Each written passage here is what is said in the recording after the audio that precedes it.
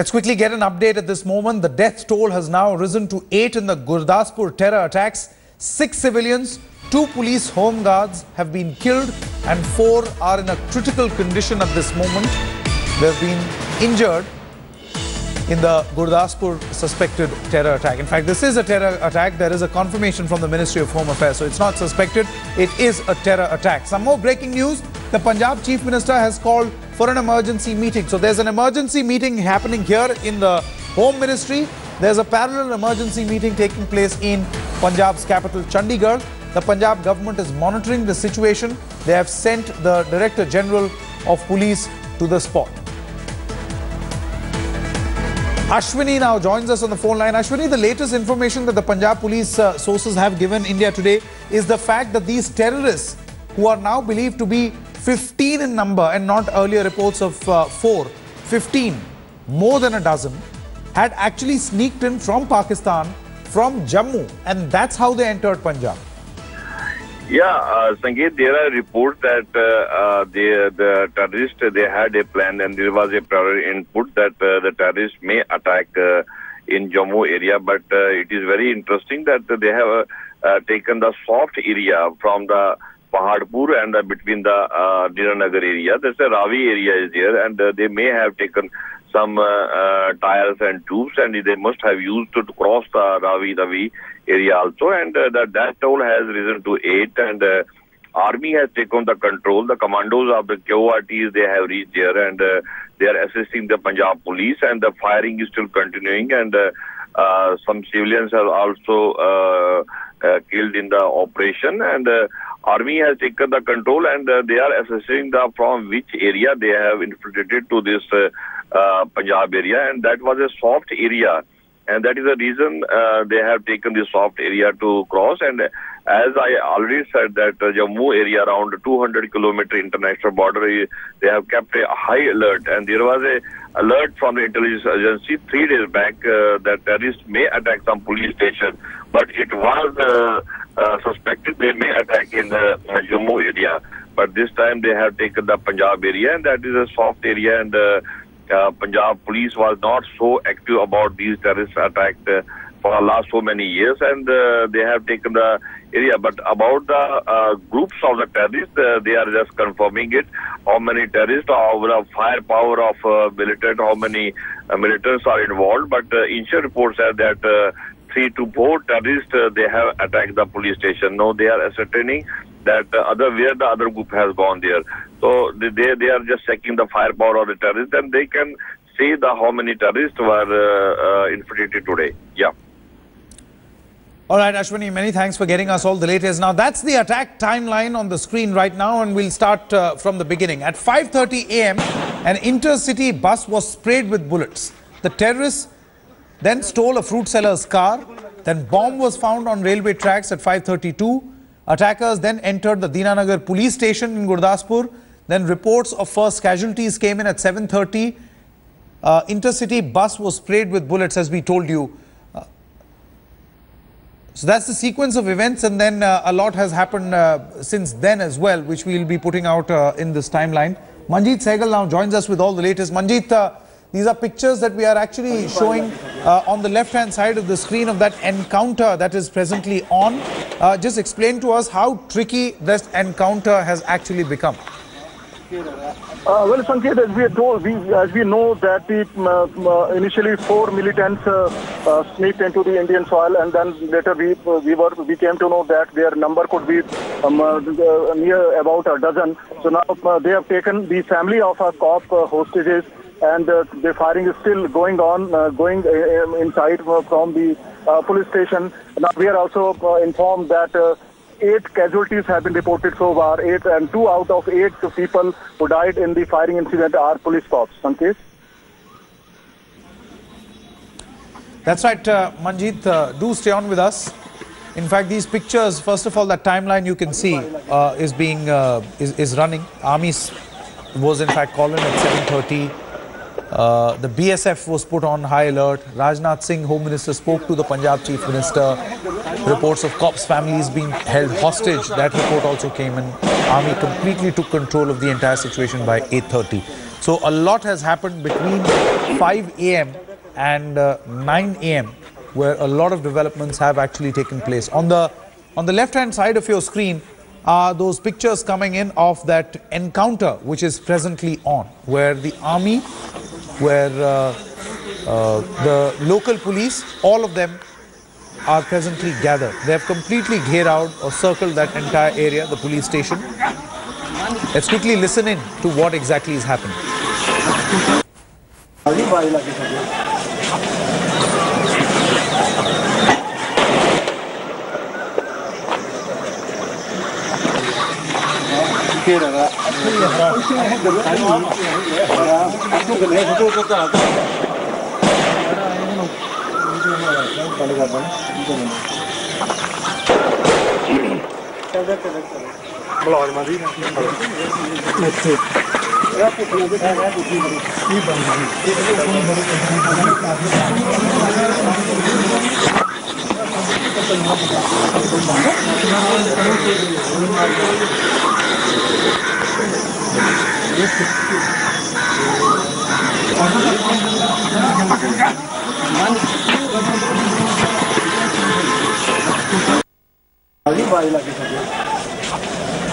So you could hear gunshots in the background.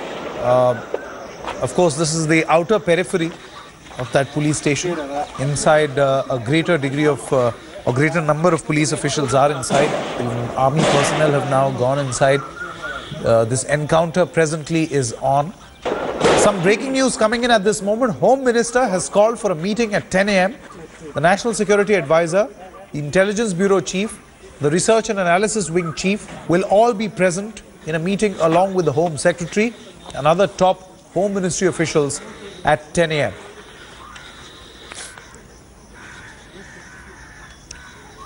Let's go across to Maushmi Singh, who joins us with all the latest. Maushmi, tell us a little more about this meeting that the Home Minister, the emergency meeting that the Home Ministry has called.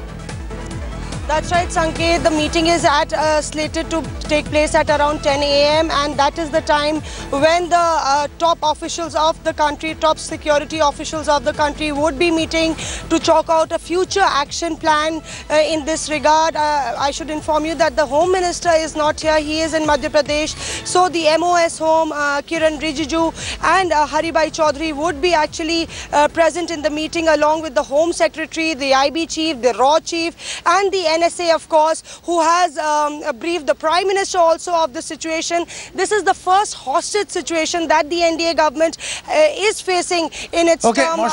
All right, so even eyewitnesses saying that perhaps those people were in army uniform, something that we have in fact been reporting since morning. But let's go across now again. Let's go back to Maushmi.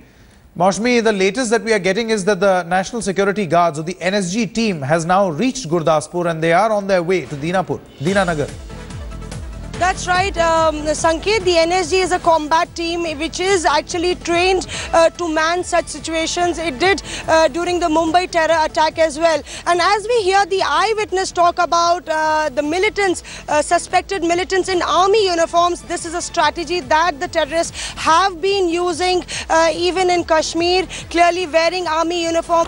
All right. That was an eyewitness account from the spot. The latest that we are getting in is that the National Security Guards or the NSG team has now reached Gurdaspur in Punjab. They're on their way to Dinanagar police station, this police station site. So there will be army, there will be the local police, there will be the National Security Guards, and also the BSF has been put on high alert along the border. Let's see if we've got Shiv on the phone line, Shiv Arur on the phone line. We'll try going across to him in just a short moment from now. But the latest information that we actually got was that these terrorists are well trained. Shiv is on the phone line with us. Morning, Shiv. The information that we are now getting in is that the team of National Security Guards or the NSG have now reached Gurdaspur. They are on their way to this particular encounter site. That's right, Sanket. Morning. It's an alarming situation because we understand from our sources that these terrorists appear to be extremely well trained, well organized, well armed as well. They've been able to take over a particular area. They've inflicted casualties of 8 people killed at last count. but apparently the hostage situation, there appears to be some sort of conflict over whether that is actually the case, because some of our army sources and also in the Home Ministry say there is no hostage situation and that all policemen in that particular station have actually been killed by these terrorists. Now, as we speak, an NSG team is on its way. They've arrived in Gurdaspur. They're on their way to Dinanagar as we speak. And they will be taking over operations along with the army in that particular area. So you've got the police, you've got the army, and you've got the NSG. Once the NSG gets on site, they will take over the anti-terror duties to lead this operation. They will be the spearhead of this particular operation. Already very complicated. I think the fact that the Home Ministry has called an emergency meeting in just about 15 minutes from now, and an emergency meeting by the Punjab government as well, shows that this particular location, not very far from the international border, was woefully unprepared for something like this, Sanket. I mean, at every level of what has happened, there appears to have been a failure in any sort of preparedness or security. So it's going to be very interesting, very crucial to see what the NSG team actually manages to do. This operation is far from over, as well as what the government and the Punjab government actually decide to do going forward in the event that this becomes some kind of an extended operation. Because remember, this is a built-up area. There are fortifications that the terrorists have managed to hide behind. So are they holed in? Do they have an escape route? All of those are going to be questions that the teams will have to answer once they actually get to the site. Absolutely. On your screen right now, you can see a visual timeline of how terror actually unfolded in Punjab, starting 5 a.m. So this will continue to play so that you can actually see how terror actually unfolded this morning. 5:30 a.m. there was a terror attack on a bus, which was reported from a local bus stand. Then at 5:30, immediately after that terror attack on the bus, the terrorists stole a white Maruti car and then moved towards a police station. At around 5:32, bomb was found along railway tracks in Pathankot. A very alert lineman actually stopped or prevented a train from crossing this bridge. 5:45, the terrorists entered a police station in Dinanagar and an encounter actually began with police officials completely gherawing that entire area. 7:30 a.m. reports came in of the first casualties. The figures at that time were not alarming, were not high. They were only about the first casualty figure that actually came in. At 7:30 a.m., it was pretty much clear that this is a terrorist attack and the army has to be called in. So the army was called in at 7:30 a.m. and a lot of developments have in fact taken place ever since. Let's quickly go across to Anusha also, who joins us. Anusha, tell us a little about this emergency meeting in the Home Ministry. Sanket, as I pointed out earlier, the Chief of Raw Intelligence Bureau and all the top level security agencies are meeting today at the Home Ministry. And since the Home Ministry is not in Delhi right now, so it will be presided by the Minister of State, and that is the meeting that we are closely tracking. Also, what we are hearing is that the Ministry of Home Affairs, the sources tell us that the very fact that this entire combat operation is lasting so long, it is still the situation is still very volatile, points to the fact that all these militants, over a dozen militants present inside the station, are very well trained. So one of the key points of discussion here right now is the strategy ahead on the ground. How will the security forces go about it? What is the next plan of action?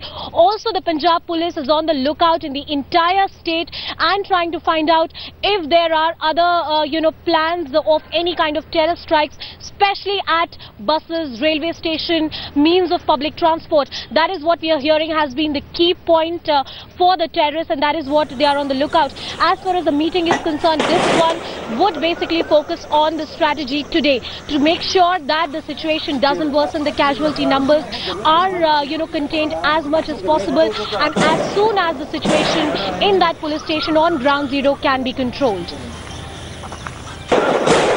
All right, Anusha, thanks very much for getting us all the latest. Shiv, you were in fact telling us a little while back that the army has now reached. Just tell us a little about the National Security Guards, the NSG. They are trained to deal with a situation like this.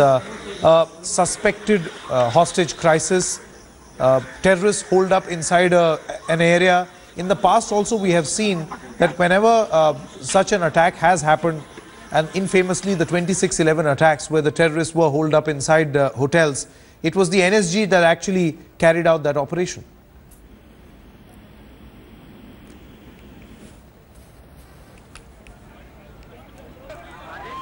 Okay, we'll try connecting once again with Shiv Arur at this moment. These are pictures that you are getting in from right outside that police station, where there is a huge team up of Punjab police officials as well as officials of the Indian Army. And very soon, the National Security Guards will also be joining in just a short moment.